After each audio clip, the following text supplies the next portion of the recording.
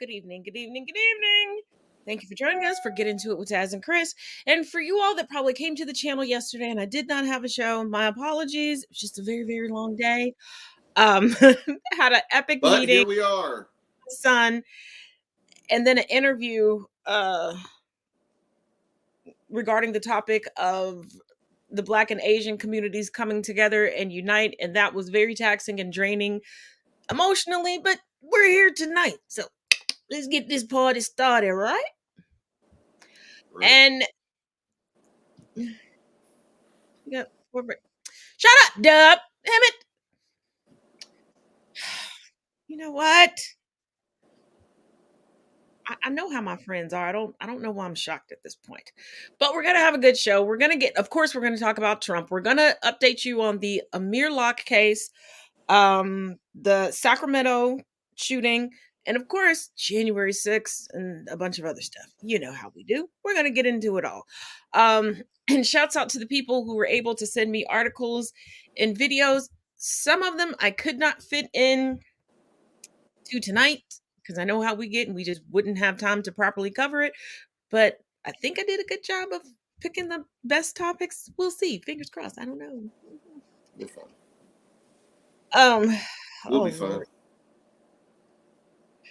And Dub, stop you Dub, you're like the extra little brother. I'm gonna sell on Etsy for 75 cents, including shipping and handling.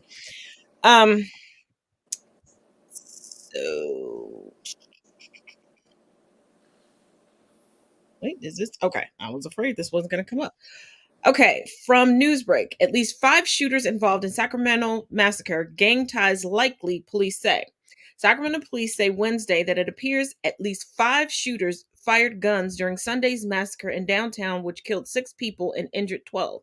Officials are trying to determine the motive for the violence, but said in a statement, it is increasingly clear that gang violence is at the center of this tragedy. While we cannot at this time elaborate on the precise gang affiliation of the individuals involved, gangs and gang violence are inseparable from the events that drove these shootings. Police on Tuesday announced 2 arrests, including one man with a long rap sheet who is currently hospitalized with bullet wounds. That man, Smiley Martin, 27, will be booked at Sacramento County Main Jail on suspicion of possession of a firearm by a prohibited person and possession of a machine gun as soon as his medical treatments are complete, police said. A law enforcement source said that Smiley Martin and his brother are associated with the Crips gang, while others involved have ties to a Bloods gang that historically is a rival. Now, I don't judge anybody.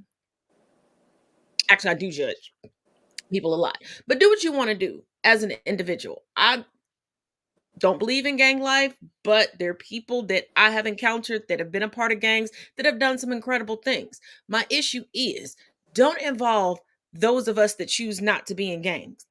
These people that were injured and murdered had no gang affiliation. Why are you shooting up the general public? Mm-hmm. Right. If y'all want to go out there and decide y'all want to shoot up each other, hey, there's nothing we can do about that. That's what you signed up for. Okay, kudos. Woohoo. But leave us out of it. Yeah, nobody needs to get involved, especially, you get kids and others that are innocent. Take that stuff elsewhere. And when people ask me, because I've been criticized, not only are we still going through a pandemic, but because of situations like this at large events, people are consistently trying to criticize me like, well, why don't you do this? Why don't you do that? Because I value life. And the likelihood of one of y'all losing your shit and shooting us up is way too high. Like, this is why. Right. Our economy is hurting more from just crap that Trump did and fake supply chain issues, because we've already uncovered what they're doing and people pretending to be hiring people but not because they don't want to pay back PPE loans. Right. It's because a lot of us are afraid to go to music festivals anymore, afraid to go to concerts, afraid to go to grand openings because this might happen. Yeah, as more and more opens up, people that have been stir crazy about getting back to what they feel is normalcy, they're out there going nuts. And people, yeah, we're trying to reattach ourselves to society, but we're trying to do it in the right way. And there's people out there that are just going nuts, and you're bringing in the innocent on those. Hmm. That's not why we came out of the house, to try and enjoy life, to get shot. No. And now, the Amir Locke case. Let me play this clip for those that may not be familiar because time has gone past.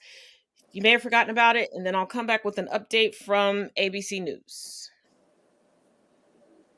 Joining us now to talk about the incident, ABC News contributor and trial attorney, also host at Law and Crime Network, Brian Buckmeyer. And Brian, before we talk about these no-knock warrants, we still don't understand why Locke had this gun in the first place. We heard from his mom saying that, he was a good boy and he got the gun by the book, but why did he have it? Why was he sleeping with it? Why was it even there present as he was sleeping on the couch? Do we even know? Yeah, so Kira, thank you for having me first and foremost. As we start off, first, he's a registered gun owner. And to answer the question, or at least in the short way of answering it, he's legally allowed to carry a gun in the state of Minnesota based on being inside the home. And from my understanding, he had a gun license from Texas. And most gun owners will tell you that if they're staying at a location and they're sleeping somewhere, they may leave their items like their keys and their wallets and maybe even their gun inside their dresser for just such an occasion. Today it's the police, but if this was a random person breaking into your home, this may be the location of where you may want a gun to be so that you are quickly at the draw to be able to protect yourself. And I think that's part of the argument here, that this was a legal gun owner shocked in a home that he was staying in at a family member, and he reached for a gun as many reasonable gun owners would. Point well made. Okay, so no-knock warrants. Let's talk about these. They got a wave of attention in 2020 when Breonna Taylor was killed while she was sleeping in her home. We remember that. We covered that whole story together. Now the killing of Amir Locke is bringing this issue up again. So Minneapolis Mayor Jacob Frey now freezing the use of these no-knock warrants temporarily. How are these warrants issued, and what possible effect could this shooting death have on their use going forward as well? So it's interesting both how these warrants are issued in general, but also specifically in this case, because what we're finding out specifically in this case is that the St. Paul Police Department actually went and asked for a warrant for this location. They asked for a knock warrant. And then the Minneapolis Police Department actually said, we want a no-knock warrant. And the way that works out is if a different police department has to basically go and issue or execute a warrant in a different precinct, they may often go to that other police precinct to say, hey, we're kind of doing this in your backyard. Can you help us out? You know the area better than us. And that's what happened. Interestingly enough, it got upgraded from a knock warrant to a no-knock warrant. And typically the way that works out is if you present to a judge, you say, hey, there may be evidence, there may be contraband. Oftentimes we're talking about drugs that may be flushed down a toilet, or there may be an ability for the person to evade law enforcement. And so because of that, we need the element of surprise. But as Benjamin Crump and Jeffrey Storms, the attorneys on this case, are arguing is, this makes it dangerous for everyone, whether it be the officer running into an environment where they don't know if this person is a legal or illegal gun owner, or for the individual being bombarded with this noise and this gun in your face. And a reasonable person, as happened in the Breonna Taylor case, or as is being argued here in the Amir Locke case, would reach for their gun thinking that they're going to be robbed or harmed. Lo and behold, it's the police, and they get shot and killed. So what kind of legal recourse can the Locke family take here? So it is going to take a long investigation, because right now we don't have the officer's body-worn camera. We have other angles, but not the specific officer, Officer Hanneman, who shot Mr. Locke in this case. And so what they're looking for now, I think, in the microcosm, and that would be the officer being terminated, potentially having charges against him. And then also in the macrocosm, I think this is going to be a flagship case where maybe Minnesota needs to rethink whether or not they're going to have no-knock warrants at all.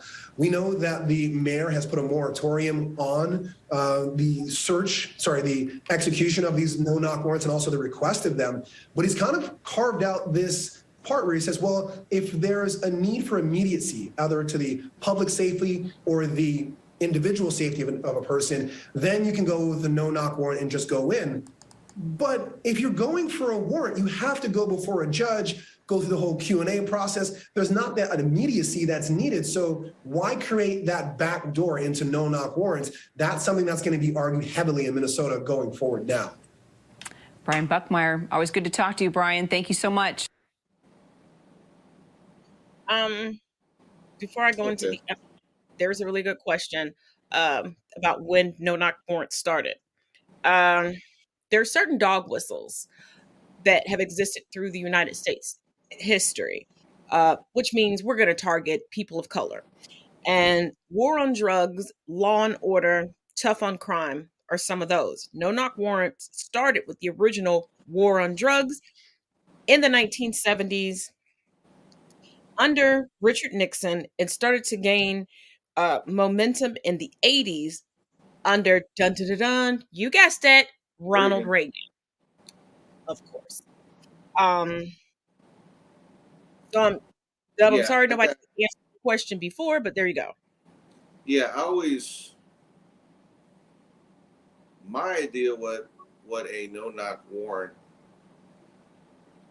should ultimately be used for was, let's say you got the lead on the Unabomber. Let's say you got the lead on El Chapo hiding out. Let's say you got the lead on, a kingpin that's, not for like your, lesser misdemeanors or things where this isn't somebody that might have their place booby trapped.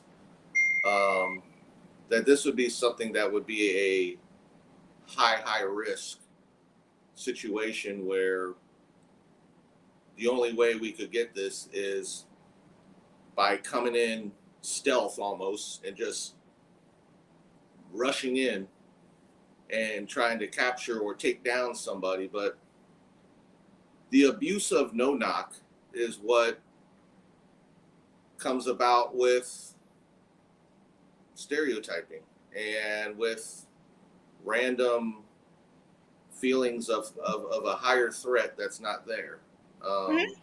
Because when you're a law-abiding citizen, like I wouldn't be sitting in my home expecting the police to come through. So if somebody comes bursting through my door, my immediate thought is this is an intruder. Right. Let's say you're in a bedroom and the front door is in the other room. I could bash in the door and say, police, they don't see a badge from your bedroom. You having the registered weapon, have it next to, in your nightstand drawer. Some people put it under a mattress, a pillow.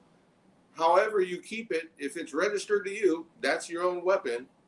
Wherever you store it. I mean, I've heard many people keep it in different places, but how can you prove, that somebody is bashing in? You hear your door break down, and if you got the wrong place, you really are surprised. So yeah, I mean, a no-knock could turn dangerously deadly in a real quick second, and if there was a mistake made, oops, wrong apartment, wrong house, it's too late.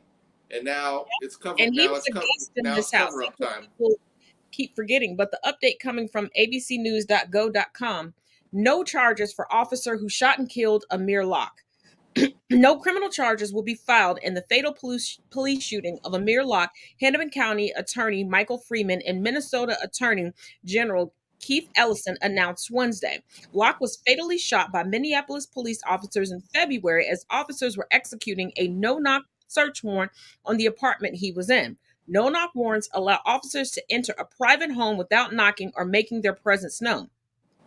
I am not disappointed. I'm disgusted with the city of Minneapolis, said Locke's mother, Karen Wells, in a press conference regarding the announcement. Can you imagine knowing that you'll never get to see your 22-year-old baby ever again? Locke, a legal gun owner, had been sleeping under a blanket on the couch. Body camera footage shows a gun in his hands when he begins to sit up as police approach him. An officer can be seen shooting him less than 10 seconds after entering the room. Locke was not a suspect in the crime for which the warrant was issued and was not named in the document. Amir Locke's life mattered, read a statement from Hennepin County attorney. He was a young man with plans to move to Dallas, where he would be closer to his mom, and he hoped build a career as a hip hop artist, following in the musical footsteps of his father. However, the attorney's office stated that after a review of the case, there wasn't enough evidence to file criminal charges. The legal team representing Locke's family said it was deeply disappointed by the decision. The tragic death of this young man, who was not named in the search warrant and had no criminal history, should never have happened, the team said in a statement. The family and its legal team are firmly committed to their continued fight for justice in the civil court system and fiercely advocating for the passage of local and national legislation and taking every other step necessary to ensure accountability for all those responsible for needlessly cutting Amir's life far too short. Right. So basically, they saw color in a gun. Mhm. They had no clue that this was a person associated with anything. They saw an individual holding a gun, and And for anyone it wasn't time to ask questions about, is that your gun? So all of a sudden they're right. going to open fire. And anybody who did not see the body cam footage, it's available online. I did not want to play it here because it is extremely triggering. The gun wasn't pointed at the cops. When they say he was holding it down. Mm-hmm. It wasn't Yeah, pointed. there was no immediate threat to life. So for them to shoot first and never ask questions. Remember, shooting is a last resort. That's in training. But you know, When there's a threat to life, and obviously right now when you get to an oops and now it's cover-up time, you're going to end up like Miss Taser lady. Oops. So yeah, I did it again. mm-hmm. And what did we learn last week? I yelled taser, taser, taser. Yeah, but what did we learn last week? Police departments are hiring PR firms Mm-hmm. in order to help them and coach them and teach them how to cover up these oopsie daisies. We, Right. as civilians and the public, are demanded to be more sound mind and more calm than the people who are trained to handle these situations. Make it make sense. What's going to be sad is, and like I said, we work with police departments. What's sad is with the hiring issues around the country, you're going to have police departments that can't hire like they used to because not everybody wants to be a cop anymore. And those that do, you got to be careful of who they might be associated with. So the vetting process is vital these days when it comes to who you're bringing in your doors to send out in the community, because hiring is an issue for everyone, even the police departments. But I would also say, because there are certain police departments that I know that as soon as you apply, they send you for a psych evaluation. I know someone personally that keeps trying to apply to a certain police department. And I've even told them, like, you do not need to be a cop. You are the last person on the planet that needs to be a cop. Yeah. They just, I can do that. No, you can't. No.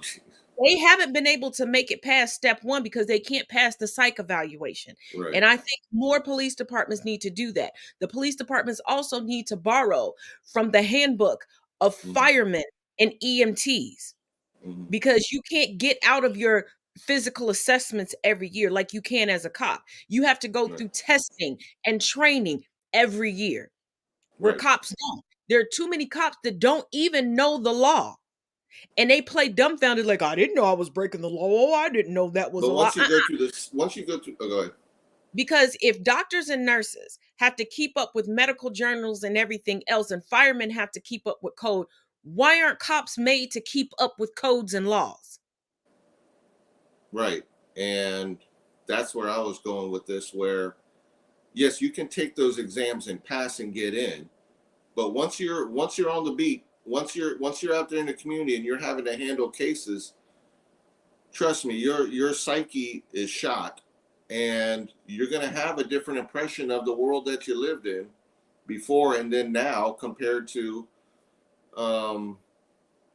seeing whatever you've been seeing for the past 6 months or whatever it is. There needs to be periodic, because what got you in may not be able to keep you in anymore. You may be excused from duty because now you're not as impartial, you're not as neutral, because you keep seeing the same things by certain neighborhoods, and now you got an idea that maybe now you're not okay with colored skin. Maybe now you're not okay with certain genders or whatever. Now you can't do your job fairly. And this stuff needs to be a recurring theme across the country. And this isn't having to use some expensive technology. This is just you getting in the right hands of somebody that can determine if this is the right career choice, because you could kill somebody in this career. I would assume the same for doctors, surgeons, whoever that has people's lives in their hands.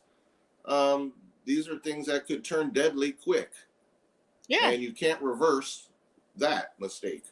Because I am still very verklempt that working in IT, I have to go through more background checks every year.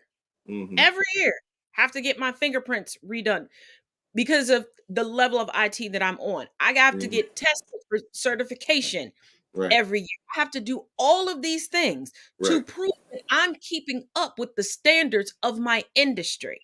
Right. And same thing in my field. I got to go through background checks every year and get certified in the state. So these are spots where you could have worked in one field for 5 years. Your life changed, and now you're no longer able to get certified for that field anymore. Mm-hmm. Next, we're going to talk about this new controversial Tennessee bill. But before we go through that, everybody say hi to my Uncle Michi in the comments. Hi, Uncle Michi. But here we go. And trigger warning, if you have children or care about children, you about to get mad. Yeah, you about to get mad. Hopefully we got those that care about children. But you will also understand why the GOP right now is coming out guns blazing, calling Democrats pedophiles, because they're trying to throw stones and hide their hands. They're on the Tucker plan. Mm-hmm. Here we go. Major breaking news right now. Tennessee Republican Tom Leatherwood has introduced a bill that would legalize child marriage as well as forced marriage in the state of Tennessee. In 2008, the governor of Tennessee signed a bill that would create minimum age requirements of the age of 18 to enter into a marriage. This new bill would eliminate that requirement and eliminate all forced marriage provisions in that law. Leatherwood said that this bill would give an alternative form of marriage to pastors and other individuals who have an objection to the current pathway to marriage in our law.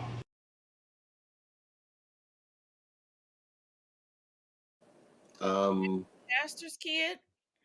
The pathway to... As a pastor's kid. Yeah. A pastor's niece. A minister's sister. A chairman of the deacon board on both sides of the family, granddaughter. Mm-hmm. Cover your ears, Unc. They got me all the way fucked up. Do not put this on the church. These are you nasty ass, white, cisgendered, Protestant, heterosexual, white motherfuckers in the GOP. Don't put this on the goddamn church. Mm-hmm. That's your little nasty inbred church. That ain't the rest of our churches. That's the Q church. And the thing about it is, members of the KKK, little known fact, hate Catholics as well. I don't see why, because they do the same shit that the Catholics do, mess with little kids. Mm-hmm. You would think they would be bosom buddies. Ease it on down the road together. But what we're not going to do today, tomorrow, or the next day, because Tennessee keeps trying to push some bullshit through their legislative system down there, because they want to make legal gun owners, that are white, deputies on site, which means that Karens can arrest and or shoot people. Watch out, Karens. If they break a law. But it's like, no. You purity ring circle motherfuckers that go to these purity balls and put rings on your daughter's fingers, talking about she's married to her father. It's a promise that she'll stay pure. Ain't a damn thing pure about them damn ceremonies. Why is a father and a daughter, a minor daughter, all up in a hotel room with her daddy alone for a night, but y'all in the same city? Why y'all need a whole ball that grown women can't be there? Didn't we used to see this stuff on Springer? Ooh, child. Yeah. Yeah, Tennessee. I don't even know where you're. And that's why today, and this comes from Newsweek, Marjorie Taylor Greene echoes QAnon, calls Democrats the party of pedophiles.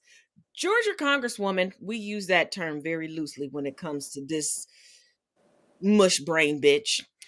Marjorie Taylor Greene has doubled down on her attacks against those who support Judge Ketanji Brown Jackson and claim the Democrats are the party of pedophiles. Speaking to Real America's Voices, Primetime with Dr. Gina Loudon, Greene repeated her controversial remarks in which she accused GOP senators Mitt Romney, Lisa Murkowski, and Susan Collins of being pro-pedophile because they announced they were going to vote to confirm President Joe Biden's pick for the Supreme Court.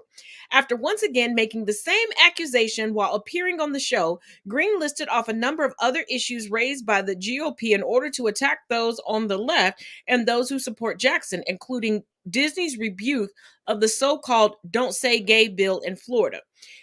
Now, let me just remind y'all real quick about Marjorie Taylor Greene.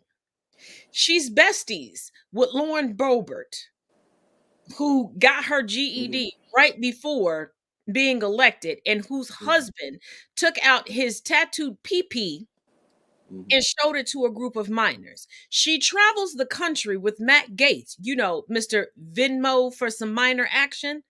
And I'm not saying minor as in little. I'm saying minor as in a girl under 18. Mr. I'm an Apple Pay you for some under 18 poom poom. She's also a big COVID spreader events. And she's also a firm Trumpster. And we know that I'm not even going to talk about the allegations. Let's just talk about the court cases, the lawsuits, the quotes from Trump himself. Because I'm old enough to remember what this man said he asked a question with his whole chest. Was it okay to be more sexually attracted to your daughter than your wife? Ivanka Trump was 13 at the time. And before people go, no, Taz, that was an online meme, they got it wrong. No, I was old enough to see it on TV. Yeah, he definitely had a thing for his daughter. That was pretty obvious. So, yeah. And yet he's still like somehow Jared, because Jared was more about business. So, but she is speaking to the 1-6. She's telling all about how daddy wouldn't listen to her. Of course she's going to save her own neck. She learned from her own man. She's trying to save her personal brand. Her personal brand is gone, but she learned from her daddy. So everybody under the bus to save your own neck. And we've watched Trump throw his own kids under the bus. And Trump has said publicly and privately that he will sacrifice all of his kids to save Ivanka. Well, we know what he thought of Don Jr. He didn't even want him named after him. So we already know. All we need to do is invite Mary Trump on. But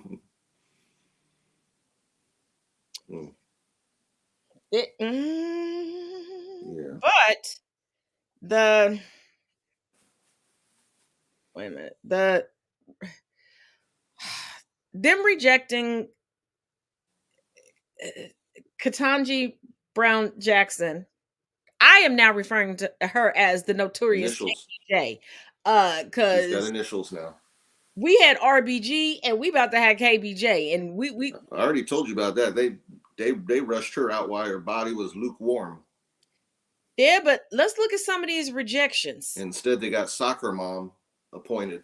She ain't even a soccer mom. She is the Handmaid's Tale, Amy Coney Barrett. But who's never tried a you know what? Never mind, because I know most people don't even know the requirements for being a Supreme Court justice and think that everybody has tried a case, been a judge, and that is false. Hell, You tried a case on YouTube?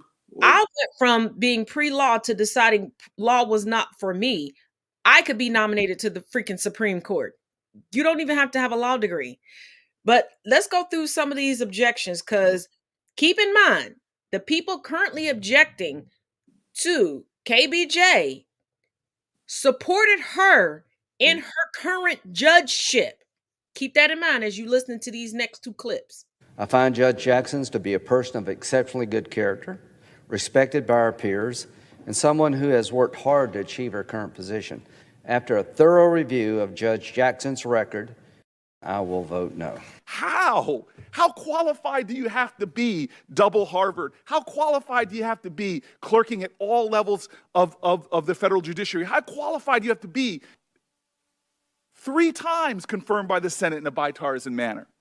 And so, Senator, I have to say, today is the birthday of a great poet named Maya Angelou.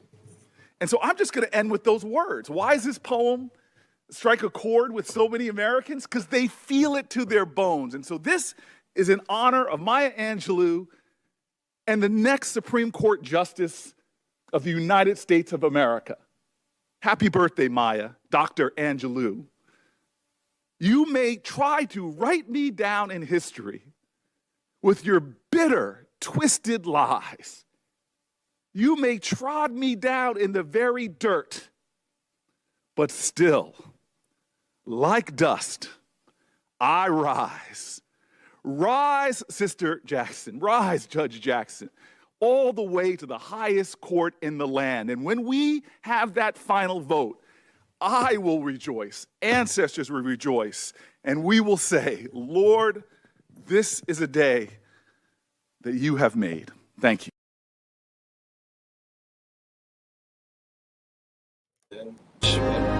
Legal education. She has a vast practical experience, something I think is a real plus. I will vote no. I can say definitively that I like her. I think she's a good person, but I cannot support her. She seems like a wonderful human being. She comes with some impressive qualifications academically and professionally. I will vote no. And indeed, she has a very impressive resume. I am certainly going to vote no. I mean, she's the realization of an American dream. So I will not be supporting her nomination. I enjoyed the opportunity to meet her family. They obviously are and should be proud of her achievements. I can't support her nomination. Very gifted person. She's fought hard to be where she's at in life. I'll vote no. I'm the first time I've ever voted against any Supreme Court nominee. But she's black. And she's black with locks. She's black with a black name. She's black with locks. She's black that understands that in any country, we have to outperform 4 times more than anybody. Right. To still get less respect, less pay, less notoriety, less anything. They love to honor us decades after we are dead. And by honor us, I'm using that very loosely and facetiously. They like to use us against our own people, just like they use MLK's words and Malcolm X's words against us. But I'm like, motherfuckers, aren't you the same ones that killed them? Yeah, don't. And we're not talking about Mr. Thomas over there either. He doesn't count. He needs to recuse him. He doesn't count. He needs to find the door that says exit. Expeditiously. Yes, because old Lindsay, old Lindsay. But Lindsey Graham was a part of the committee that voted on KBJ getting the judgeship that she has currently. But you hear how they couldn't say anything negative about her. They're saying positive things and then saying, "Oh, but I can't vote for." Oh, but this Why? is what was it? Lindsay said something where to the effect of, "Yes, I did do that before, but this is a much more important position. This is a much higher position." Lindsay, you've seen the resume. You saw you all were doing cartwheels over Coney Barrett, and hers looked like a librarian. Let's not forget what they did about Kavanaugh, who spent most of his confirmation hearing talking about his love of beer since he was a high school student, underage, illegally drinking, and admitting that to somebody who was supposed to be a jurist. Yeah, He said, I like beer then, I like beer now, I still like to drink. Who goes to a confirmation hearing to sound like Sling Blade? I was waiting for him to go like, I like mustard on my taters. I like them fried taters. Yes. Kavanaugh, like I said, but they all come from, which anybody that does a little research, we know they all come from that tree of donors. They select from a pool that, of course, they are a certain tone. That's a given.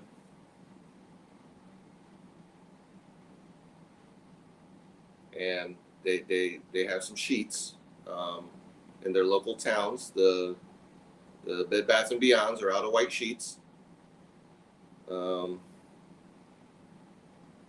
They form it in a cone, and they light things on fire that happen to look like crosses. And they prance around and drink more beer in tribute to Kavanaugh.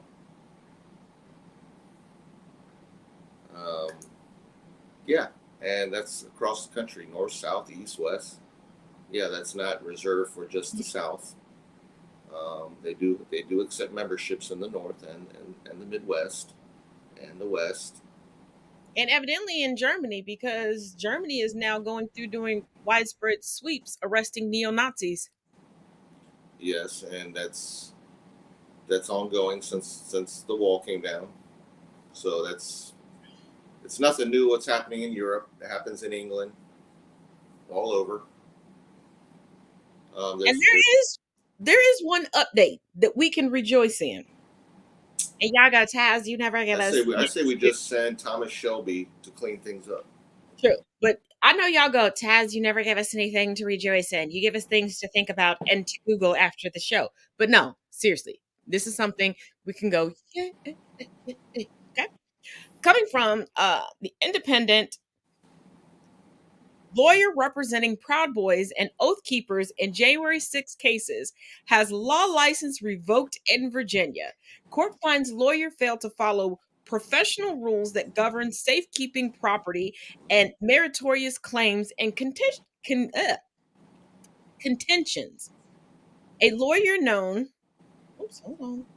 too many pop-ups coming. A lawyer known for representing Proud Boys and Oath Keepers in cases related to the January 6th insurrection has had his law license revoked. Jonathan Mosley was disbarred by a three-judge panel in Virginia State Court on Friday following a 2-hour hearing, Politico reported. The Commonwealth of Virginia? And you know they never take nothing from nobody. It is hard to get revoked in a Commonwealth. I live in a Commonwealth, and trust that it is hard. It is so hard to snatch anything from anybody in a Commonwealth because the rules are different from a state. This is also why I wonder why the United States calls itself the 50 states of the United States, because there are not 50 states. There's some states and then some Commonwealths and then some colonization, some extended colonization. Commonwealths turned into the common racism. So, you know. Yeah, I did hear about that today. Apparently this guy has a record on how his conduct in court and etc. So the fact that he's representing who he's representing, no surprise there. So the fact he's getting disbarred, yeah, because now he got into a spotlight that was a little bigger than he's used to. And now he got fully exposed on a higher level in a Commonwealth. Very much so. We got two video clips back to back regarding Trump. One is about the Trump social media platform that I tried to covertly join, but I was put on a waiting list. But now I know I'm never going to get through the waiting list. You'll see in the second clip. Let's pay attention to both of the clips because Trump succeeds at failing. Like Trump University, Trump steaks, Trump water, Trump air, Trump casinos, Trump everything. Trump kids, Trump sperm, Trump plumbing. I'm still go with Trump sperm. Here we go.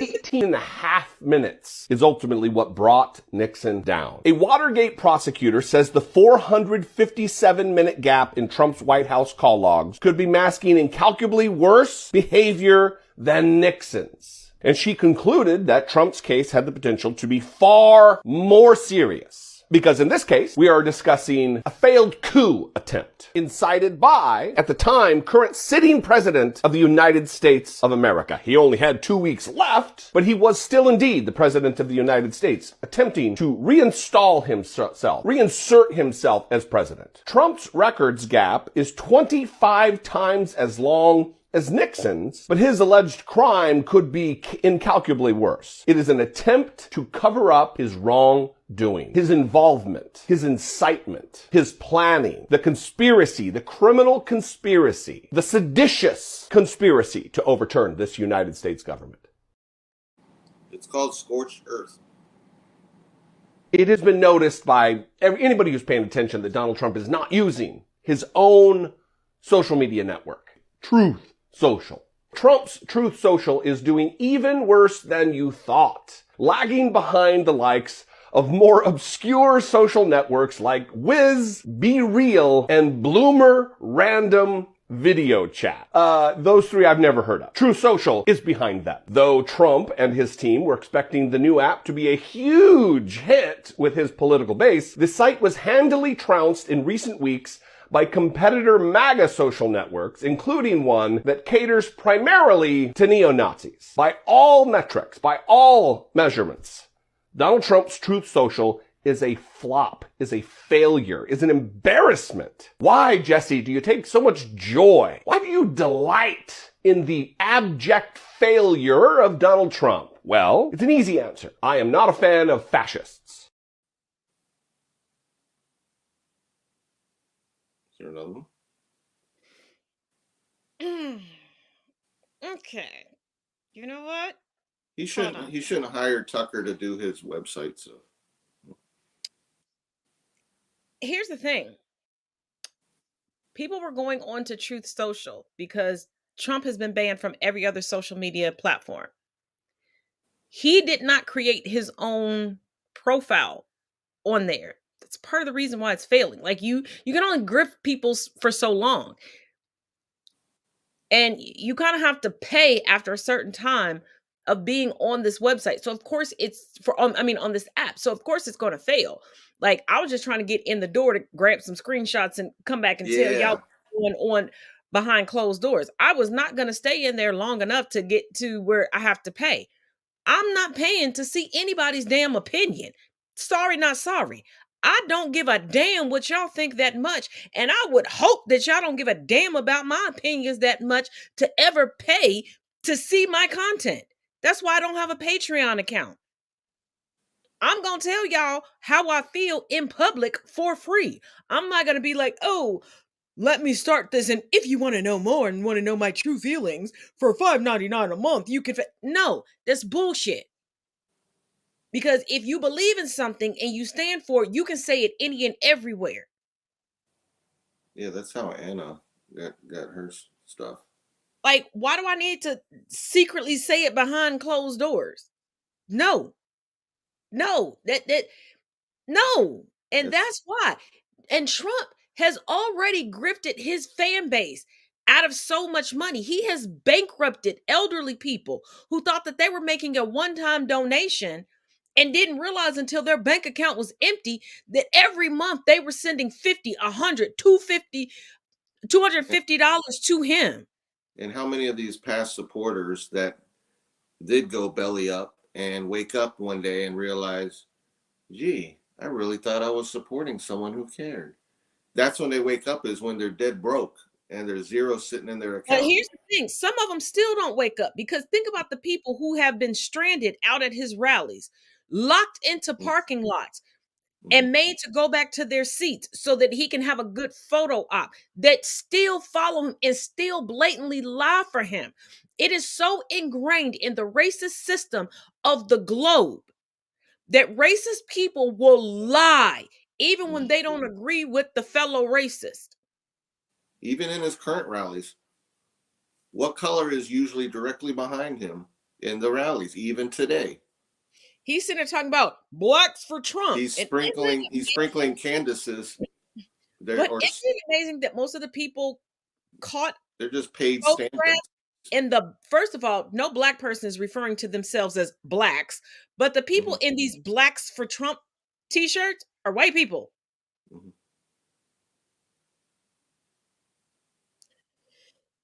Yeah. But y'all, Candace likes him.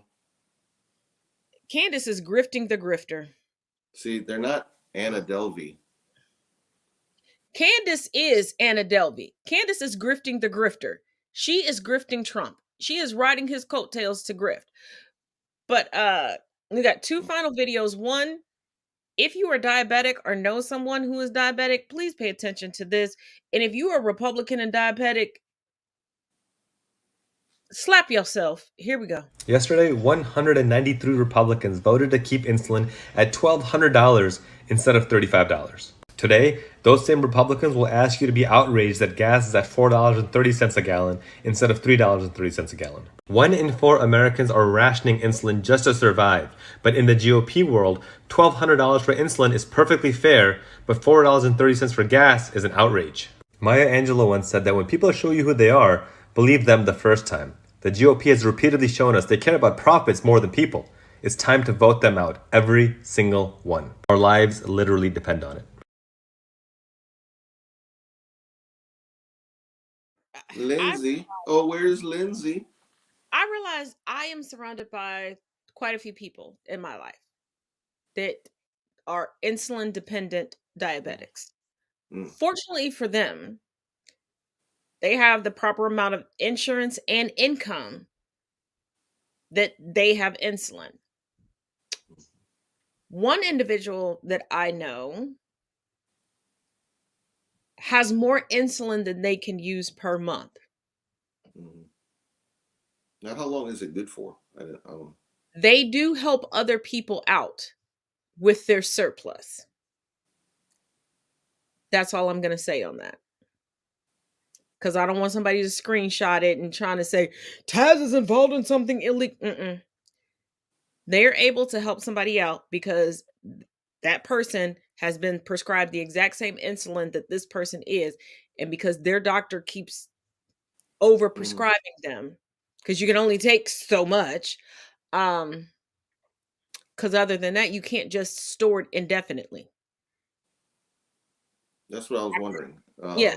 Do they have a quick expiration? It's not really quick, but from what I've learned, on the boxes and on the paperwork, it'll tell you, depending on which ones you have to use, how long it's good for. Even refrigerated. And they'll even tell you, like, once you, because you get a couple of different, depending on how it's prescribed to you, a couple different injections out of one thing. So that's cool. But they tell you once you do that first injection, the clock is ticking. Yeah, you broke the seal. Your regular schedule. But if it's not broken, you don't have an indefinite amount of time. So if you know you're getting 8 vials and you only need 4 for the month, please reach out to somebody else that may be in need, that's having to ration theirs, and see if they are under the same insulin that you are. Right. Yeah, because it's a whole nother ball game when you're on insulin and not Yeah, on because it's meds. ridiculous for you to just hoard it and then throw it away. Those Mhm. are lives you are now throwing into the garbage because of what? And for the people that are like, but I ain't paid for it. Okay. Kind of And like you what think this Florida person isn't Florida paying did for with our theirs? vaccine. Yeah, that'd be like what Florida did with our vaccines. They hoarded and threw them away because they Right. expired. And if you don't have proper insurance, I will say out of all the discount pharmacy cards, GoodRx seems to be the best and gives you the best excuse me, discounts. Just before you have a prescription sent to a pharmacy, put in the details of your prescription. It will give you a list of pharmacies around you and the different prices. Choose the one that's cheaper if you have to pay out of pocket, and have that doctor or that ER then send your prescription there. Or if they hand you a written prescription, then okay, fine, take it there. But do not say, because you're like, oh, this is convenient because it's across the street. Okay, but that pharmacy that might be a block down the road, that could be the difference between you paying $30 with the discount and $5 with the discount. Mhm. And even if you have insurance, still download the GoodRx app. Because some of y'all, I know y'all got some copays that are out the wazoo when it comes to money. Quit playing with these people. There's no reason for us to be paying so much money to try to stay alive. But then they're trying to restrict our voting rights because they're killing off their base. If they were so concerned about people, give us proper health care, give us proper livable wages, and then your base would be alive to vote for you. Free Florida. Come to free Florida. Because Yeah, Florida, Texas, and Tennessee, y'all ghetto as hell. yeah. We got one more video. And for any of you all that are relatives of anybody from the trans community, as I am, pay close attention to this. We live in Texas, where Governor Abbott issued a directive to investigate parents like my husband Adam and I for child abuse because we provide Max with the gender-affirming care he needs. We invited Attorney General Ken Paxton and his wife Angela to our home for dinner a couple years back, just so that they could meet a transgender child and see how much we love our kids. But a few weeks ago, they sent Child Protective Services to our home to sit at that same table and question us. I was sure they were going to take my kids away, and I've never been more terrified. While a court has barred Texas from investigating parents of trans kids, who knows if that temporary ban will be lifted or what the next political attack will be. I want parents everywhere to know that my child is no different than any other. I am offended when people say that trans people are somehow a threat, because the threat is towards trans people, not the other way around. I am angry every single day because of the way the world treats my son. These kinds of stories end the political attacks because it's hard to hate up close. And the world will see what Adam and I see, that every child is deserving of love and protection.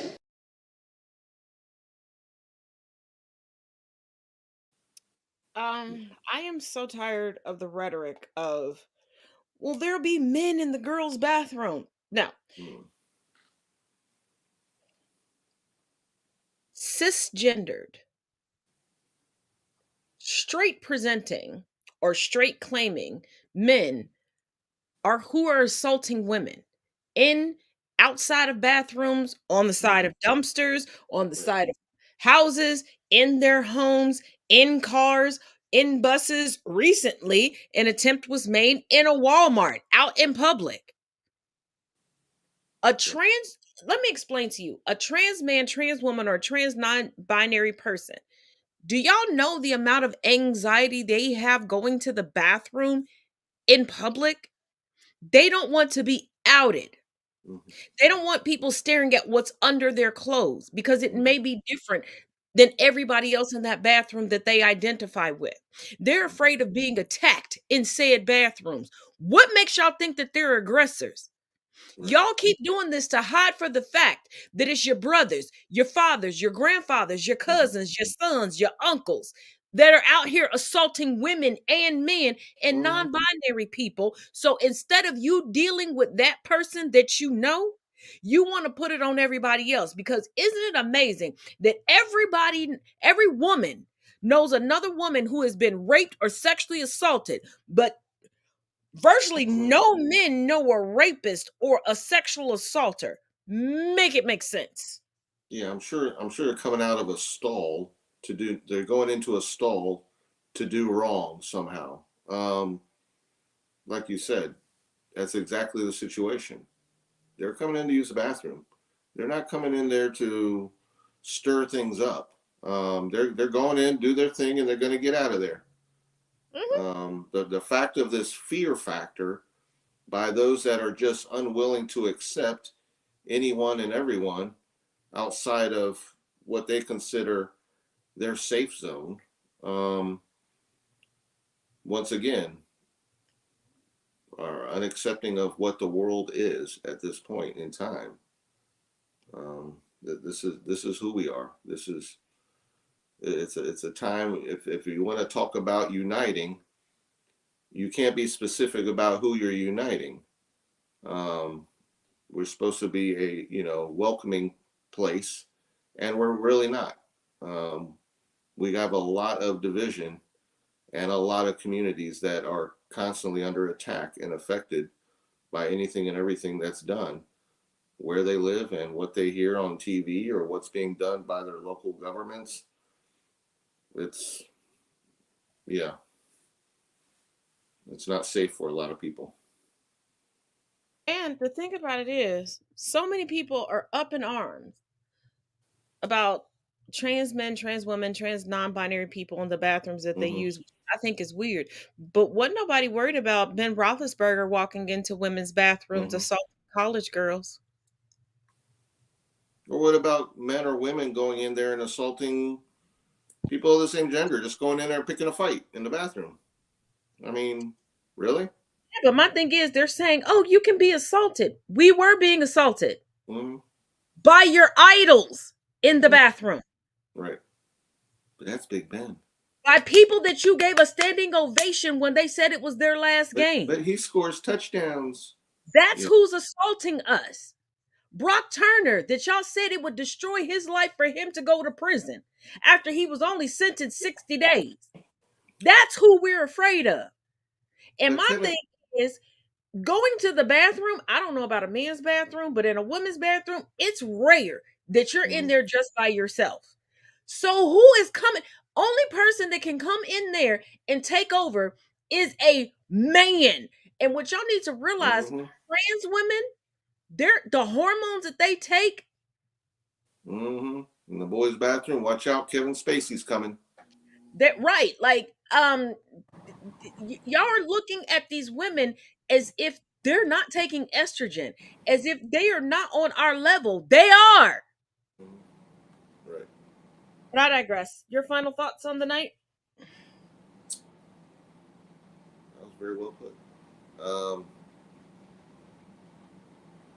Yeah, the latest that we're hearing, the House did vote on the 2 Trump aides, and they're being held for contempt. I keep hearing this, and I know this goes into the whole thought for tonight. We're always hearing about it. We're just probably a couple weeks away from more things that are going to be done public. Okay, DOJ, Merrick Garland.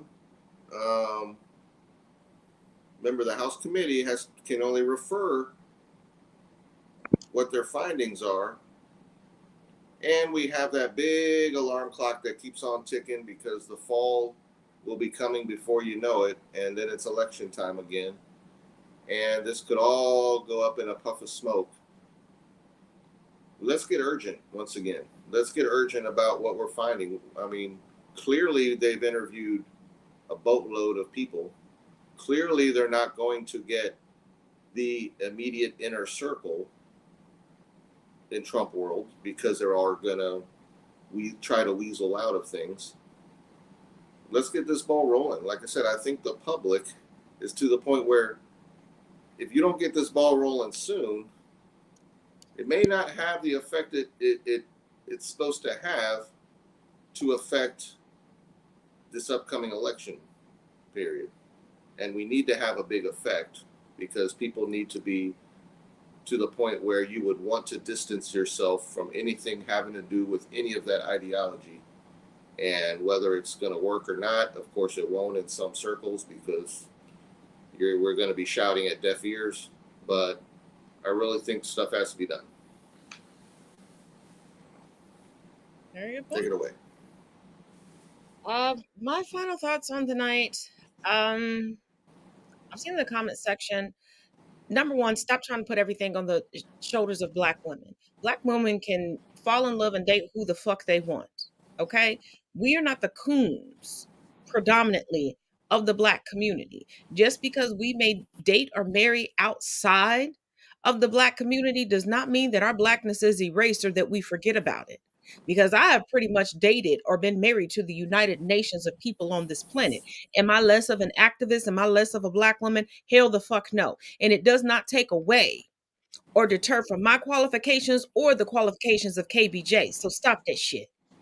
You are using the messages and the tactics of white supremacy, and you don't realize it. You don't realize how much that they have ingrained themselves into you so that you can be self-hating and fight against your own community and not give backing to those that you should give backing to. And I'm just making this an educational point. But I will see you all again tomorrow. And do not forget, this Saturday, we will be going over Will Smith's autobiography, the first 2 chapters, since y'all want to keep bringing him up as a topic of discussion. We're going to go through Black history through his eyes. And as always, each one teach one, each one reach one. Viva Bahamas. Always.